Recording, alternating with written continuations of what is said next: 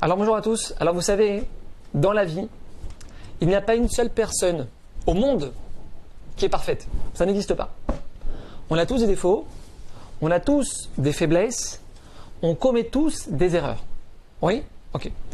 On a chacun d'entre nous des choses à arranger et chacun sait où il doit progresser. Il y en a un qui va être super nerveux, ouais. Dès qu'il y a un truc qui ne va pas comme il veut, boum, il va s'énerver direct. Genre la mèche, elle est très très courte. Il y en a un qui ne va pas réussir à voir l'autre qui réussit mieux que lui, ses yeux ils sortent. Ouais. Il y en a un qui va bouillonner dès qu'on ne va pas le respecter comme il attendait. Il a soif de cavode, le gars. Ok. Bref, il y a à boire et à manger pour tout le monde. Alors comment on fait? Comment on fait pour s'améliorer? Parce qu'on est bien d'accord. Ouais. On veut tous s'améliorer. On a tous envie de changer. On a tous envie de devenir de meilleures personnes. Oui ou non? Ouais. Je pense que vous serez d'accord avec moi. Ok. Alors écoutez bien. Une personne qui veut faire un switch de personnalité, une personne qui veut opérer de vrais changements en elle, elle est obligée de passer par la case Emouna. Pourquoi? C'est très simple. Très simple. C'est dur à intérioriser, encore une fois, parce que l'Emouna c'est dur. C'est facile à dire, difficile à intérioriser, mais quelque part dans la théorie c'est très simple. Une personne qui est absolument convaincue que Dieu dirige le monde et qu'il me souhaite tout le temps, H24, 7 sur 7, tout le temps, chaque seconde de ma vie, il ne souhaite que son bien. Que son bien totalement. Alors, cette personne, quand les choses ne vont pas comme elle veut, elle ne peut pas s'énerver. Pourquoi tu t'énerves? Mais sur quoi tu t'énerves exactement? Tu t'énerves sur ce que Dieu il a décidé? C'est pas possible. Ouais. On va développer un peu. Une personne qui vit avec Emouna, elle ne peut pas être jalouse. C'est pas possible. Mais en fait, qu'est-ce qui se passe dans notre vie? Qu'est-ce qui se passe dans notre vie? On regarde autour de nous et on voit ce que les gens, ils ont. Oh, la grande maison, la belle voiture, le dernier 4x4 Mercos, wow, les beaux enfants. Et là, on se demande, pourquoi lui et pas moi? Pourquoi lui et pas moi? Pourquoi moi je suis pas aussi intelligent que lui? Pourquoi je suis pas aussi riche que lui? Pourquoi je suis pas aussi brillant que lui? Pourquoi lui il réussit et pas moi? Alors mes amis, il faut savoir que ce genre de pensées, elles nous détruisent. Elles nous détruisent de l'intérieur, elles nous font mal. Et ces pensées, elles peuvent même nous amener à déprimer. Alors qu'une personne qui vit avec Emouna, lorsqu'elle voit la réussite de l'autre, vous savez ce qu'elle est censée se dire? Mais en quoi ça me concerne? La grande maison, la super société qui explose, cotée en bourse, en quoi ça me concerne? Ça ne me concerne pas. Hachem, il donne à chacun ce dont il a besoin. Hachem, il me donne à moi exactement ce dont j'ai besoin pour le servir et pour réaliser et remplir ma mission dans ce monde. Comment on peut penser une seconde, mes amis, que Hachem, il se soit trompé sur les outils qu'il nous a donnés? J'ai exactement tous les outils qu'il me faut. Et pas justement ça, et pas seulement ça, mes amis. Pas seulement que j'ai tous les outils qu'il me faut. Ça va encore plus loin. Les outils de l'autre, ils ne sont pas bons pour moi. Alors je sais que c'est dur de dire ça. C'est dur d'arriver à ressentir ça, c'est très très très dur. Elle vaille que j'y arrive. Elle vaille que j'y arrive. C'est vrai. Mais l'Emouna, c'est dur. On l'a dit, on le redit, on le répète, on le baisera attaché, on le répétera sans arrêt. L'Emouna, c'est pas facile. Pourquoi? Petite parenthèse. On l'a déjà vu, mais on répète un petit peu, c'est important. Pour ceux qui viennent nous rejoindre et qui n'ont pas vu les précédentes vidéos, et je vous encourage à toutes les voir parce que chaque vidéo, je pense que c'est vraiment une vraie piqûre d'Emouna. Pourquoi c'est dur? Pourquoi c'est aussi dur? Parce qu'on est venu sur Terre pour ça, en fait. On l'a déjà dit, on le répète, c'est pas grave. Donc si c'est ça le but, ça peut pas être facile. Si c'est ça le but sur Terre, ça peut pas être facile. Un objectif, quand on doit atteindre un objectif, c'est dur, c'est jamais facile à atteindre. Autre chose, lorsqu'on entreprend des choses, lorsqu'on fait des efforts et on ne voit pas de résultat, alors parfois on peut penser que c'est à cause de nous. Parce qu'on n'est pas assez capable. Parce qu'on n'est pas assez performant, on n'est pas assez intelligent, on n'est pas assez capable. On n'est pas assez fort. Parce que, toutes sortes de parce que. Alors mes amis, cette approche, elle est, encore une fois, elle est fausse. Cette vision des choses, elle est fausse. Un juif, il doit réaliser que sa réussite, écoutez bien, elle ne dépend aucunement de ses efforts. Je répète, parce que ça, c'est une phrase qui est absolument vitale, extrêmement importante quand on pose les bases de Emouna. Ma réussite ne dépend aucunement de mes efforts. Ma réussite ne dépend uniquement, exclusivement que de lui. Que de lui.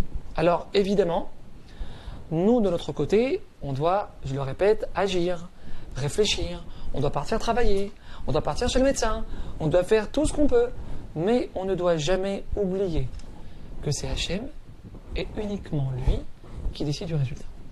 C'est Hachem qui décide du résultat. Avant d'entreprendre quelque chose, mes amis, vous savez ce qu'on doit se dire? Voilà, Hachem, je vais agir, je vais faire. Mais en fait, je sais très bien, Hachem, que tout ça, c'est du bluff. Je dois agir parce que tu m'as demandé de faire, tu m'as demandé d'agir. Mais le résultat n'est absolument pas connecté à ce que je suis en train de faire. Il est complètement déconnecté de ce que je fais. C'est très dur ce que je dis. Mais c'est ça la Emouna. Le résultat... Donc arriver à se dire, excusez-moi, arriver à se dire avant d'entreprendre quelque chose, Hachem, le résultat c'est toi, c'est pas moi. Le résultat c'est toi, c'est pas moi. Le résultat n'est absolument pas lié à ce que je fais. Ça change la vie. Quand on entreprend, avant d'entreprendre quelque chose, on arrive à se dire ça, ouais, ça change la vie. Une personne qui vit avec Emouna, mes amis, elle ne se met pas en colère. Alors ça peut paraître complètement dingue et utopique ce que je suis en train de vous dire, mais elle ne se met pas en colère. Elle ne se met pas en colère. Elle ne se met pas en colère. Une personne qui vit avec Emouna, elle est sereine. Elle est sereine. On ne peut pas la déstabiliser facilement, cette personne. Alors parfois c'est très dur. Parce que parfois on prévoit des choses. On a des plans. Et ça tombe à l'eau. Parfois ça tombe à l'eau, ouais. Il y a des changements de programme. Par exemple, on a prévu de sortir à 19h. Voilà, ça c'est mon plan. J'ai bloqué une table au restaurant avec ma femme. J'ai rendez-vous à 19h. Bon, peut-être pas le restaurant parce que c'est... Allez, il y a un mariage. Il y a un mariage. Et j'ai prévu par rapport à la route et tout, 19h. Ça c'est mon plan. Ok? Et là ma femme, elle décide de se changer 2 fois de tenue. Elle décide de changer 2 fois de tenue. Elle va mettre 25 minutes pour se maquiller. Ouais. Elle va décider sur le pas de la porte qu'elle ne peut pas sortir de la maison si elle n'a pas fait la vaisselle qui reste dans l'évier. Waouh, celle-là, elle énerve beaucoup. Celle-là, elle est très dure. Et finalement, tu sors de la maison à 8h30. Eh bien, ça, c'est le plan d'Hachem. Ça, c'est ce que Dieu a décidé pour toi. Maintenant, si nous, on se dit avoir un peu d'émouna, on doit arriver à se dire que ce qui se passe maintenant, c'est la meilleure chose qui puisse m'arriver. Parce que Hachem, il cherche mon bien. Chaque seconde de ma vie, non-stop, Hachem, il ne cherche qu'à découler, à déverser sur moi du bien. Alors quand ces concepts d'émouna, ils sont clairs dans la tête, alors c'est beaucoup plus facile d'accepter ce qui se passe, d'accepter le changement de programme. Et là, on peut arriver à se dire qu'on ne sortira pas de la maison avant que Hachem ne l'ait décidé. Maintenant, tu vois ta femme qui se change de tenue. Elle repasse la chemise du petit, alors qu'elle était censée le faire il y a 3 heures. Tu vois qu'elle n'est pas du tout à l'heure, elle est en retard. Nous, on doit arriver à se dire maintenant, Hachem, c'est ton plan. Prends un livre, prends un sefer, étudie, repose-toi, reste dans ton coin, renforce ta émouna. Hachem, c'est ton plan. Le changement de programme, c'est toi. Tu as décidé maintenant, Hachem, ce que tu as décidé, c'est ce qui se passe, c'est ce qu'il y a de mieux pour moi. Et Hachem, on sortira de la maison à l'instant où toi, tu l'auras décidé. Et on arrivera à destination à la seconde où Dieu l'aura décidé. Pas une seconde avant, pas une seconde après. Maintenant, nous, on va arriver à l'hôtel à 9h pour profiter de la matinée à la piscine. Et finalement, à cause de ta femme et de tes enfants, tu arrives à 14h. La matinée, elle est morte. Respire, Baba, respire. Parce que si tu étais arrivé à 9h, tu aurais eu une galère. Si tu étais arrivé à 9h, tu aurais eu une galère. Tu arrives à 14h parce que c'est le meilleur scénario que Hachem il a écrit pour toi. C'est sûr. Vous savez, quand on prend la route, on met tous le Waze. Waze ou autre chose. On le suit les yeux fermés. Alors je ne comprends pas. Si on fait confiance au Waze et qu'on le suit les yeux fermés, tournez à droite. Dans 300 mètres, sortez à gauche. On l'écoute les yeux fermés, oui ou non? Très bien. Alors je ne comprends pas. On ne va pas lui faire confiance à lui? Lui, on ne va pas lui faire confiance. Si je suis le Waze, les yeux fermés, je ne vais pas faire confiance à mon créateur qui cherche qu'à déverser sur moi chaque seconde de ma vie du temps, du bien. T'inquiète pas, Baba. Hachem, il connaît l'itinéraire. Et bien mieux que le Waze. Et il sait exactement à quel moment on doit partir, à quel moment on doit arriver. Alors décontracte. Venons, on arrive à se décontracter. On arrive à ne pas s'énerver. À ne pas crier sur nos femmes, sur nos enfants, sur notre mari. Parce que tout est sous contrôle. Donc, devenir des gens meilleurs, c'est tout à fait possible. Mais on doit savoir que la seule clé au monde pour y arriver, c'est uniquement en travaillant ça. À la semaine prochaine. Torah Box, c'est une véritable yeshiva en ligne qui va vous permettre d'étudier les textes de référence dans les mots Talmud, Livre des prophètes, Chassidut, Moussar, Pensée juive, Halakha.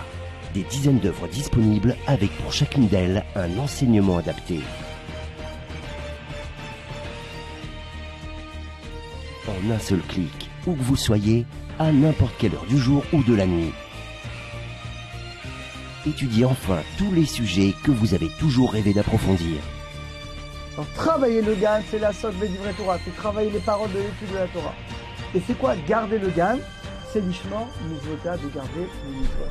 Aujourd'hui, la Torah n'a jamais été aussi proche de nous.